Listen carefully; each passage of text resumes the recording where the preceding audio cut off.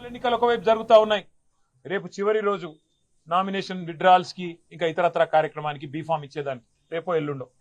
అలాంటి ఈ పరిస్థితుల్లో మున్సిపల్ ఎన్నికల్లో ప్రధాన ప్రతిపక్షంగా మేము ఎక్కడికక్కడ పోరాటం చేస్తుంటే క్షేత్రస్థాయిలో మా ఏకాగ్రతను దెబ్బతీయడానికి, ప్రజల అటెన్షన్ డైవర్ట్ చేయడానికి మళ్ళీ ఈ కాక్ అండ్ బుల్ స్టోరీ ఒకటి తయారు చేసి ఏదో జరిగిపోయింది వాళ్ళ కేసీఆర్ గారిని ఏదో విచారిస్తున్నారు, గ్రిల్ చేస్తున్నారు అంటూ కథనాలు వడ్డించి వార్చిన మరి ఈ ప్రభుత్వ అధికారులు వారికి ఇవాళ ఇతోధికంగా ఆదేశాలు ఇస్తున్న కాంగ్రెస్ పార్టీ పెద్దలు చూస్తూ ఉంటే మాకు అర్థం కావట్లేదు.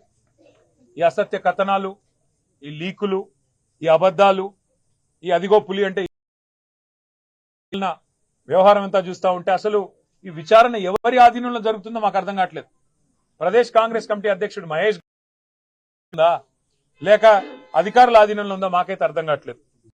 విచారణ చేసేది సిట్టా లేక పీసీసీ కూడా మాకు అర్థం కావట్లేదు.